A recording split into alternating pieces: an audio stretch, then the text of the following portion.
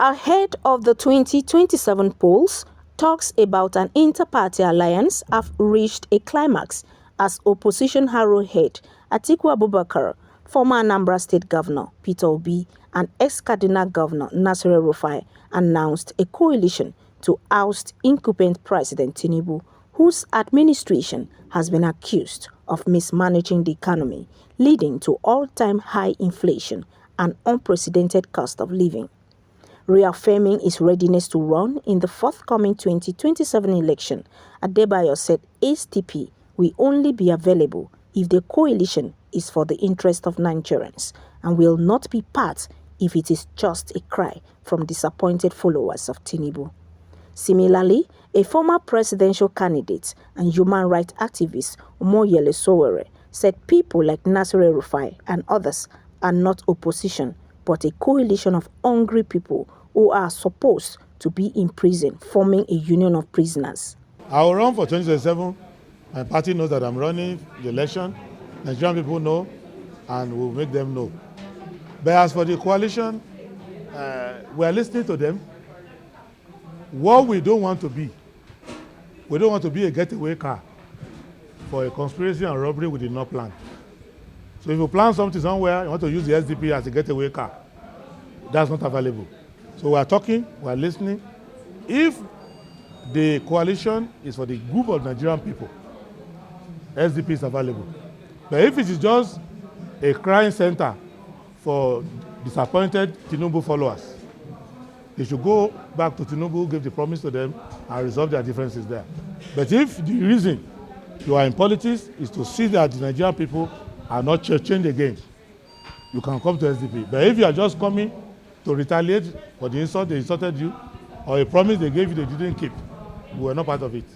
Not the kind of opposition where people like El-Rufai, no, those ones are not opposition.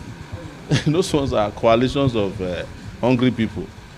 So, and when the time comes, the moment they are offered what they want, they will go back to where they came from.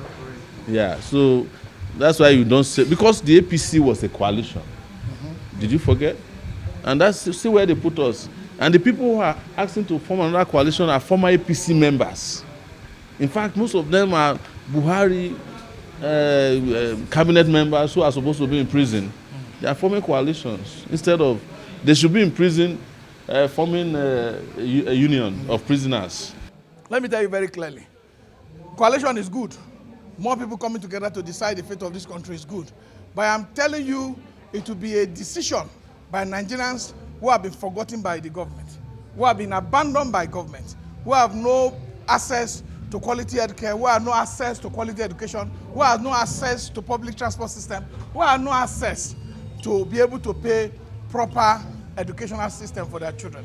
While Adebayo is of the opinion that the current administration only takes elections seriously, not governance, Omoyele Sowore said he is of the opinion that Tinubu's government came to take care of its personal business.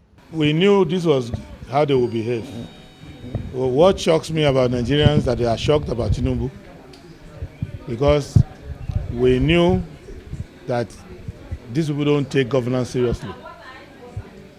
They take elections seriously, but they don't take governance seriously.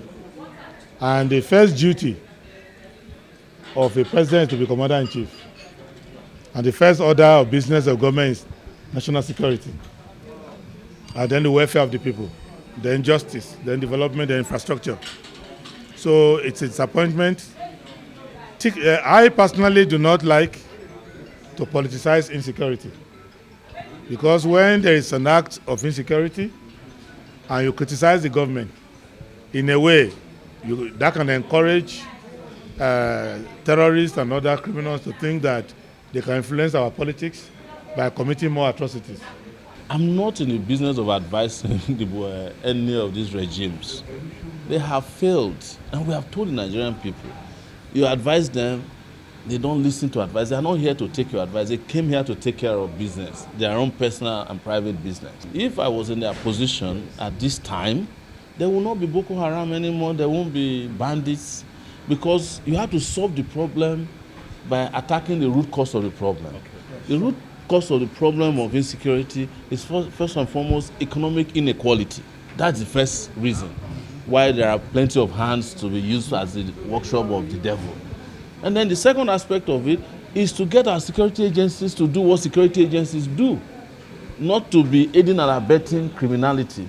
You cannot have an IG, and I know you guys love to talk about the IG, Inspector General of Police, who is tired and have retired. You keep him in office, and you expect the security to end. It will not end. You have all these military generals who don't go to war.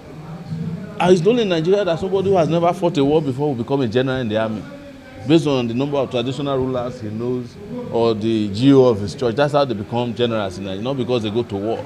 If you see an Israeli general, it's because he has fought a war before. If you see an American general, he has been to Afghanistan, he has fought in Iraq, even though those wars might be wrong. But they have gone to war.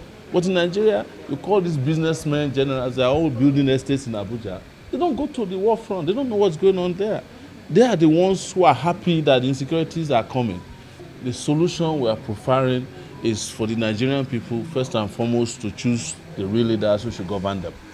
I'm very worried. I've spoken about it. This president have shown that there's no concern, because there's nowhere in the world that you will have the kind of people who have died in Rion, in Bokos, in Urome, and you have a president who will be operating remotely from a foreign land. It has never happened in any country, because the president came out to seek for this job, to try to do this job on behalf of Nigerians, and said that he's going to lead. We are 250 million Nigerians, and we have a lot of people who have the same capacity to lead this country.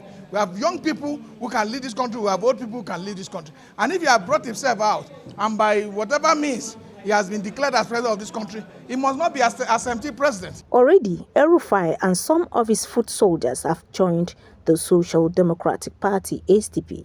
Meanwhile, there are speculations that Atiku and Obi are making moves to join the SDP. However, both politicians have not made such a decision known officially. Imefonokon reporting for Clever News.